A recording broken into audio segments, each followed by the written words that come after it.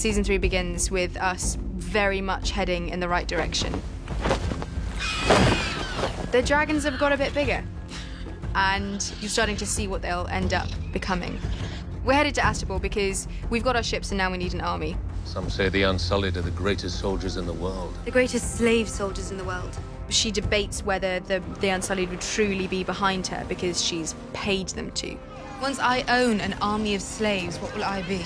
Piat Pri has sent a warlock to try and kill me, and I'm saved by Sebastian Selmy. The honor is mine, my queen. He pledges allegiance to me because he was head of the Kingsguard for my father. I've been searching for you, Daenerys Stormborn, to ask your forgiveness. I will not fail you again.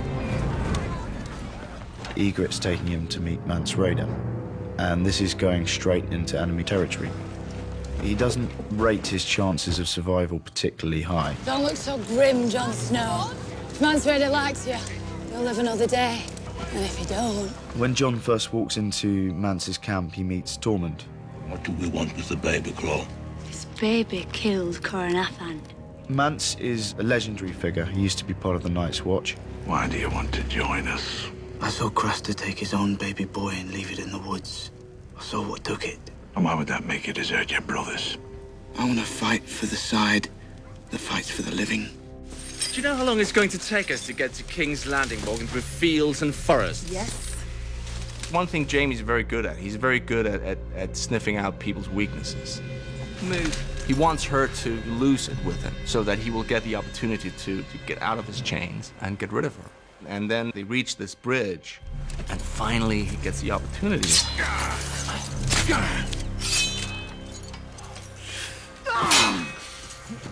It's unbelievable. He goes from one bad situation to a horrible situation. So we have the wonderful lock here. Let us go. My father will pay you whatever you want. Enough to buy me a new head?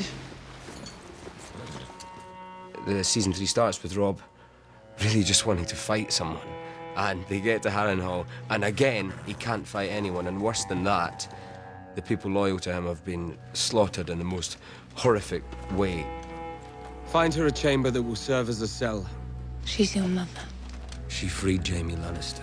The Lannisters robbed them of their sons. She robbed them of their justice. When we arrive, I get the message that Winterfell, after being taken by Theon, has now been burnt to the ground. And it looks like Bran and Rickon may be dead. By the time Bolton's bastard got to Winterfell, the Ironborn were gone. They massacred everyone and put the castle to the torch. And Bran and Rickon have not been found. Bran and Rickon have fled Winterfell, and no one has heard from them. But there's a brother and a sister that come. I'm Jojen Reed. This is my sister, Mira. We've come a long way to find you, Brandon. They realize he has this power, but he doesn't know anything about it. And we have much farther to go. So it's about educating him so that he can actually become what he becomes. Theon may have taken them back to the Iron Islands as hostages. Have you heard anything from Theon at all? What's your name? Theon Greyjoy. What is your name? Reek. My name is Reek. First of all, they're in the woods trying to find her family. Not necessarily home, just somewhere where she thinks her family may be. And they come across the Brotherhood. They don't know who she is. They don't really want anything to do with her. You can finish your meals before you go. You'll free us? I give you my word. The Hound had been drinking too much, you know, he's an angry man and a bit lost. I mean, where's the Hound going to go? So I think he was found drunk under a tree. There's not all his wits about him. Just as she's this close from the door, the Hound recognizes who she is. Girl! Then tells the rest of the Brotherhood who she is. What in seven hells are you doing with the Stark bitch? Sansa finds a new friend in season 3, Marjorie. It is my honor to present my grandmother, the Lady Olenna of House Tyrell. Pretty much as soon as she's introduced to them, they talk about Joffrey. I want you to tell me the truth about this royal boy, this Joffrey. Sansa tells them what he's really like. He's a monster. Oh, that's a pity. Tell me what you think of her. Who? Marjorie. She's an ideal match. The Tyrells beside us will crush the Northerners. The new relationship between Marjorie and Joffrey, I think, scares Cersei a lot. Cersei's really threatened by Marjorie because she's younger and she's more beautiful, she's very smart. But Cersei sees all that. She knows she's a game player. She married a traitor and known degenerate like Renly Baratheon for a reason. She married Renly Baratheon because she was told to. That's what intelligent women do, what they're told. This is what these seasons are becoming about, is her loss of that one thing that kept her sane, because she believed him, you know, he's going to be the next king, and she would reign through him. The Lord of Harrenhal will make a worthy suitor for the widow Arryn. For which I am extremely grateful to you. You'll leave for the Eyrie as soon as possible and bring Lysa Arryn into the fold. Tywin wants to secure everything, and he figured Littlefinger would be a great person to go up there and take charge. Lady Arryn and I have known each other since we were children. She has always been positively predisposed toward me. But Lord Baelish's absence would present certain problems. The royal wedding may end up being the most expensive event in living memory. Not a good time to leave the crown's finances unattended. Which is why I'm naming you new Master of Coin. They sort of don't really recognize Tyrion as being so instrumental in saving King's Landing. The rebels came for Joffrey's head. They lost their own. Thanks to Father. Thanks to Father. The Unsullied, who are fundamentally a slave army, do exactly as they're told. When she meets the Unsullied, she realizes that she will take the Unsullied, if only to save them. There's a small amount of bartering that goes on until she kind of pulls out the Ace of Spades. I have dragons. I'll give you one. When she hands over the dragon, she swapped the dragon for the whip, which means that she's the master. So she tells them they need to kill all of the slavers. Tovageris! Axia osentas, menti osentas, urneilu ei dolere, frijotas! Sassana! Dracarys.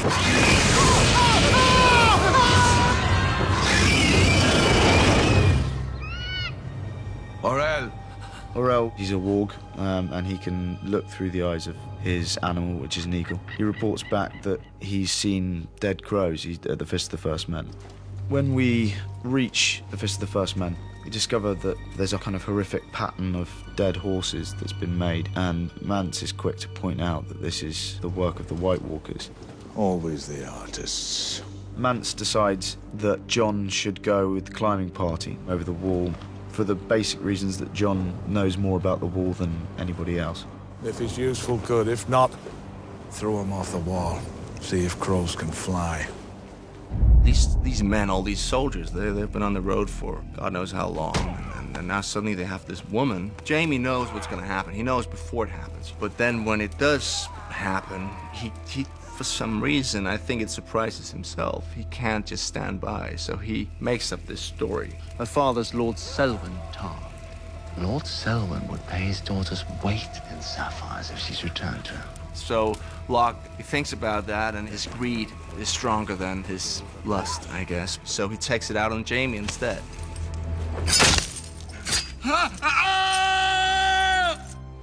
We get the news that Rob's grandfather is dead at Riverrun.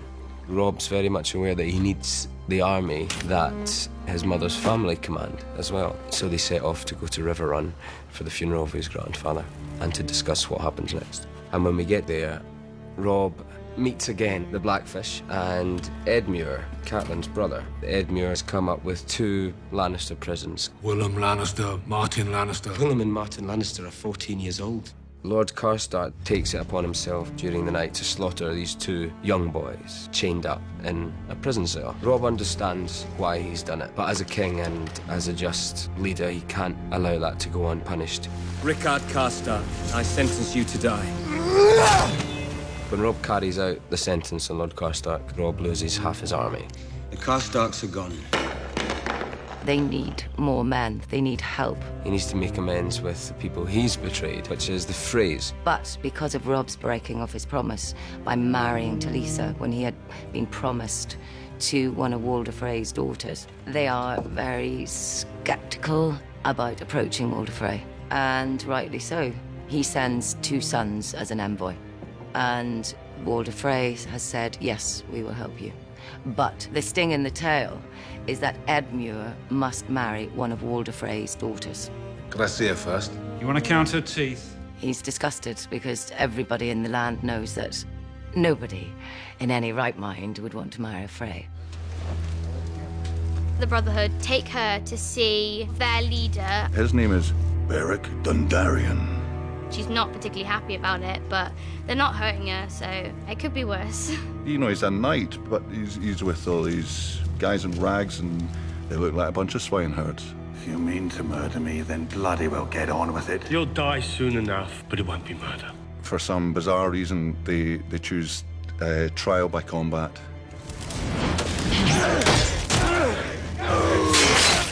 Beric gets a sword down his shoulder and topples over and dies.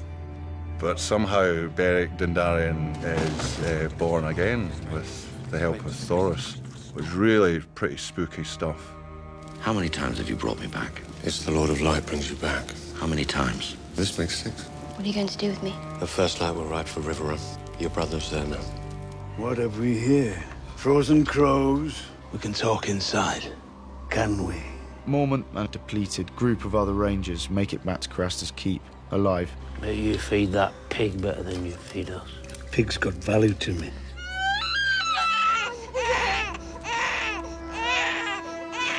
It's at this point that a rebellion starts. I shall have your head! We have to go! Now! I now am a woman on a mission. I've saved 8,000 slaves, and I've got a thirst for wanting to save more people. So we move on to Yunkai. The Yunkish train bed slaves, not soldiers. We can defeat them. But they won't meet us on the field. They have strong walls. Belmute i vestreske sir ponte Giorina, se ponjo obulia yon mazurina. So I then set up camp and hear the slavers of Yunkai, and I kind of lay down the law for them. You will release every slave in Yunkai. Reject this gift, and I shall show you no mercy. You are mad. We are not Astapor or Karth. We are Yunkai. Those who survive, we shall enslave once more. Perhaps we'll make a slave of you as well. Now get out. I give them a little bit of a fright with the dragons, and then I decide that I'm going to kill them. Before Jon, Ygritte, Tormund and Morel climb the wall, Ygritte sort of coerces Jon into a secret place she knows. Ygritte! And decides to really test A, whether he's a crow, and B, whether he loves her. I don't ever want to leave this cave, Jon Snow. And Jon does betray his vows. I think it's at that point that he falls in love with Ygritte. It's a rare moment in the story where we have a purely happy moment between two characters. When Jon and the others are climbing the wall, which is 800 feet of ice, a part of the wall breaks off, leaving Jon dangling on the end of a rope, as well as Ygritte. And it's only right at the last minute that Jon manages to save them both. Finally, they get to Harrenhal, to the castle. Lord Bolton, they give you the Kingslayer. We have a dinner with Roose Bolton. I will allow you to go to King's Landing as restitution for the mistakes my soldiers made. And you will swear to tell your father that I had nothing to do with your maiming. My lady? She won't be going with you. When Jaime leaves Harrenhal, he leaves with a bad taste in his mouth. I'm leaving her with Locke. Don't you worry about your friend. We'll take good care of her. But then on the road, he finds out that it's only a matter of time, then they're gonna kill her. And he, again, surprises himself in a way he so wants to just not care. But he does, and he goes back. Taking her to King's Landing, unless you kill me. Well, we must be on our way. Spotted a Lannister raiding party. How far? Less than a day's ride south. Time for a lion hunt. They say, oh, we're gonna go and kill some Lannisters, and then we'll take you home. I swear to you, this isn't any... You're a liar! They're all distracted, getting on their armor and things like that. So she sees her opportunity, and she goes for it. Vanguard, bring her back! Come back, girl! Then gets stopped by the Hound. Kick all you like, Wolfgar. Won't do you no good. He sees a chance of using Arya as a bargaining chip. Is that the Blackwater? That's the Red Fork. I'm taking you to the twins. Your uncle's marrying one of the Frey girls, your mother and brother. will be there, and they'll pay me for you. So a great road trip begins. Littlefinger comes along and he says to Sansa, he's got a ship and he could take her with him. Please, Lord Baelish, tell me what to do, tell me when. She, yet again, thinks she's gonna get out of here. You must see Highgarden. I don't think the Queen would let me leave King's Landing. Marjorie wants to marry Sansa off to her brother, Loras Tyrell. Once I marry Joffrey, I'll be queen. And if you were to marry Loras... Which Sansa is over the moon about. She's getting married to a guy that's actually nice. The Tyrells are plotting to marry Sansa Stark to Sir Loras. We need to find Sansa Stark a different husband. He tells Tyrion he's going to marry Sansa, which I find hilarious. Then kind of within the same breath, lets me know that I'll be marrying Marjorie's brother. Tyrion will do as he's bid, as will you. What do you mean? You'll marry Sir Loras. I will not. Yes, you will. This arranged marriage to Sansa doesn't go very well. She doesn't like that news at all. She wasn't going to go on Littlefinger's ship because she was being married to Loras. Now Littlefinger sailed away. She's getting married to Tyrion, who she didn't want to get married to. So, am I invited to your wedding? Shay is pretty gutted about this marriage to Tyrion. Especially now that she's Sansa's handmaiden. Listen to me, my lady. I'm not your lady. I'm your whore. He's vulnerable, Tyrion, and that's very frightening to him. The wedding to Tyrion, in Sansa's eyes, it was the worst day of her life. He's a Lannister. She's not going to trust him. Joffrey, of course, takes great glee in this new relationship and torments both of them, as he usually does. Time for the bedding ceremony. There will be no bedding ceremony. There will be, if I command it. I'm sure Tyrion did not mean to threaten the king. Your uncle is clearly quite drunk, Your Grace. Stop. But your father... I won't share your bed. Not until you want me to. What if I never want you to? And so my watch begins. Only one old man and 8 good horses. Let's carve him up. We just take the horses and go. The old man's no threat. There's a storm coming.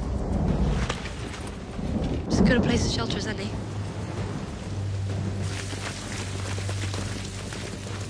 Wildlings. Bran and Rickon and Osha and Hodor are in the windmill that is just by where Jon is. Their paths just miss each other. Neither of them know that they're there. Cut his throat, or he'll tell the crows we're here. The man, has to be killed, and Tyrell who suggests that it should be Jon who does it to prove that he's a wildling. Kill him! Orell and Tormund are about to kill Jon when 2 direwolves attack. It's Bran who goes into his warg mode and into summer to attack the wildlings and save Jon.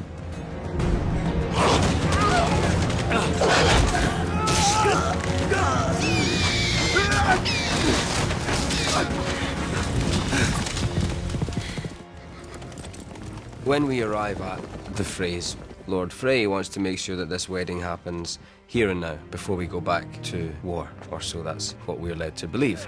If you think the time is right, Lord Walder, by all means, let us bed them. As the bedding party exits, the lights dim. Then literally as the door closes, the band strike up. And that is what makes Catelyn turn around and think, what is going on here? Something is about to happen. Arya completely believes that she's going home. She's with one of the most powerful guys she's ever met, and he actually is trying to help her. This is a chance of getting into the wedding by using the salt pork wagon. Turn this cart around and get the hell out of here. Lord Walder then stops the proceedings. Roose Bolton comes over to the table and sits beside Catelyn, and that's when the enormity of the situation strikes her.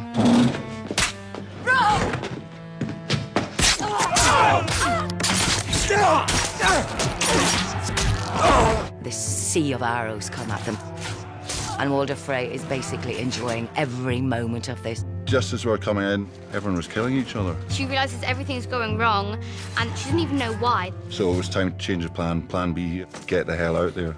It's too late. The Hound at the last minute managed to just grab her from behind and knock her out. At the same time, Catelyn's trying to say to her son, get out, but he won't leave his dying wife. Mother. Roose Bolton walks up to Robb and whispers something in his ear and then stabs him. The Lannisters send their regards. She just loses it.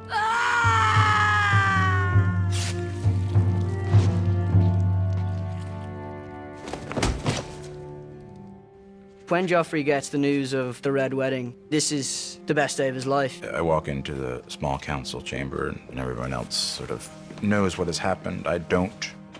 Killed a few puppies today? Robb Stark is dead. Joffrey loves every second of it. Command Lord Frey to send Robb Stark's head.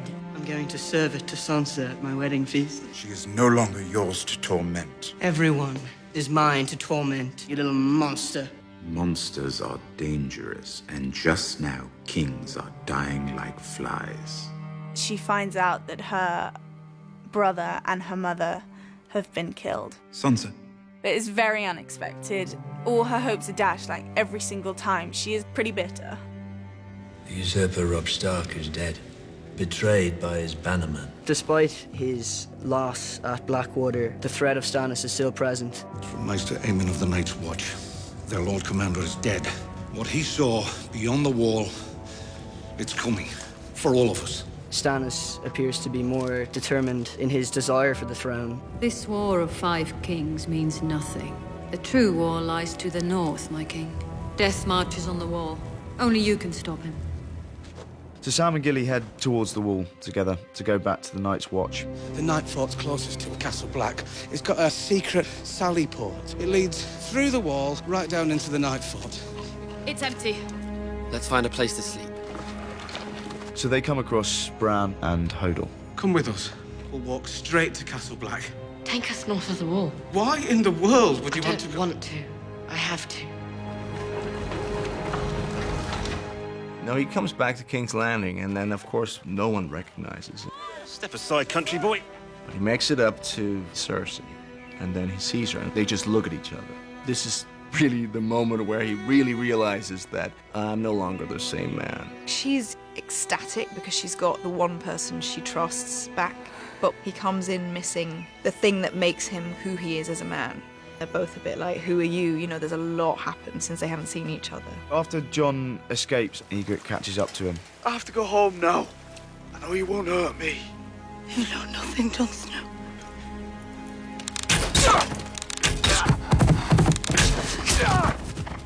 Jon survives, and we find him right at the end of season 3, collapsing off his horse and being dragged into Castle Black.